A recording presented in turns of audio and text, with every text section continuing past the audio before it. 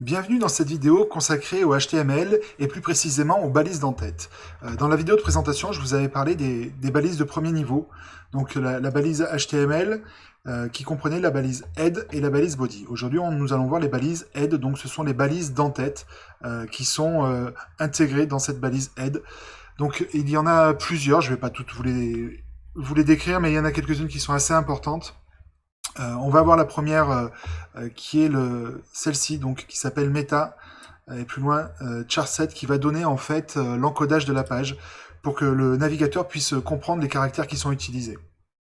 Quand on va sur des pages qui sont par exemple en hébreu ou en chinois, il y aura des polices de caractères différentes et des tables de caractères à utiliser différentes pour les navigateurs. Donc c'est très important de préciser en fait le type d'encodage qu'on va utiliser pour les caractères.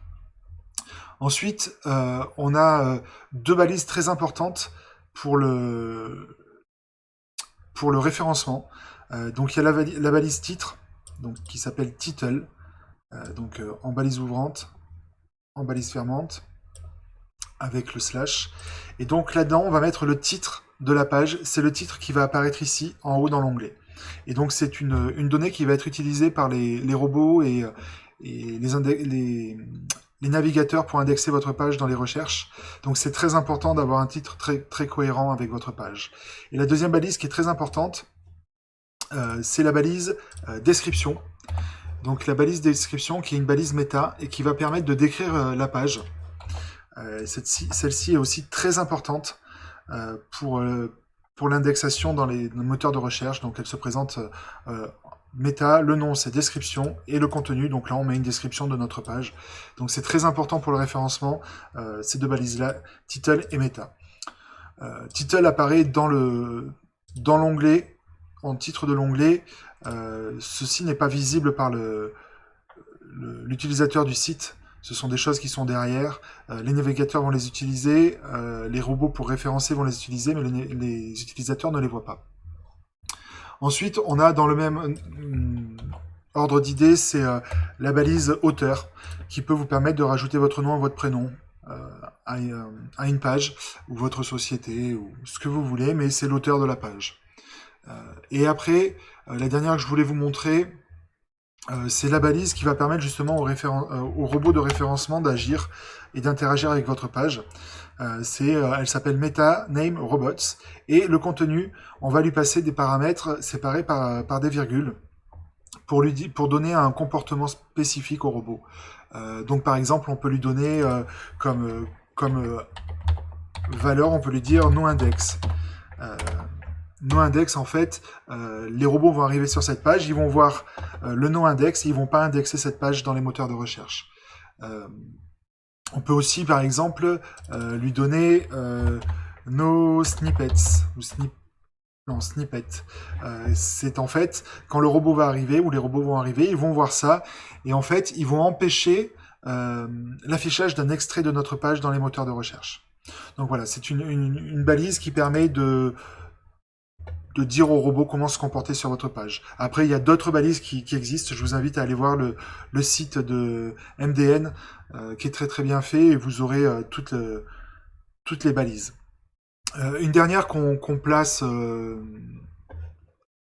dans l'entête, enfin il y en a deux, même trois on va dire, mais il y en a une qui va nous permettre de lier en fait notre page internet HTML avec des ressources externes telles qu'une feuille de style en CSS pour lui dire comment mettre en style la page. Ça peut être une icône, la favicon, qui permet d'avoir une icône ici en haut dans l'onglet. On va lui donner un lien vers cette icône avec une syntaxe particulière. Donc là, en fait, moi, grâce à VS Code, j'ai des abréviations. Si je mets link, par exemple, si je veux lui dire le link pour l'icône favorite, il suffit que je clique ici. Et en fait, voilà, on a la balise link qui indique ce que c'est. Donc là, c'est un raccourci d'icône.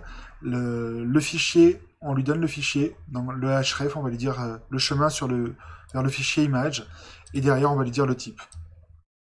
Donc pareil pour les feuilles de style. Donc c'est du CSS, donc là on lui dit que c'est une feuille de style, style sheet, et on lui donne le chemin vers le fichier CSS correspondant.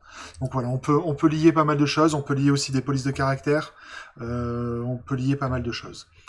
Et donc ça c'était la dernière balise que je voulais vous montrer dans l'entête, mais il y en a deux autres. Il y a la balise de style qu'on peut utiliser, qui va permettre en fait de créer du style comme un fichier CSS, mais sans fichier CSS. On va directement inclure dans notre balise de style tout notre CSS ici. Alors moi je n'aime pas trop ça, je préfère différencier les choses, donc j'utiliserai toujours cette balise là pour relier ma page HTML à une balise de style. Certains aiment bien, même si, voilà, s'il y a 2-3 choses à faire, mettre juste une petite balise style avec un petit peu de style ici. On peut aussi mettre cette balise de style dans le corps de la page. Moi j'aime bien différencier les choses, donc j'utilise celle-ci. Et donc la dernière des dernières, celle que je voulais vous montrer, qu'on classe dans les balises de tête, c'est la balise de script. Donc qui permet de pointer vers un fichier JavaScript pour pouvoir exécuter des scripts sur notre page. Alors ils la mettent dans le...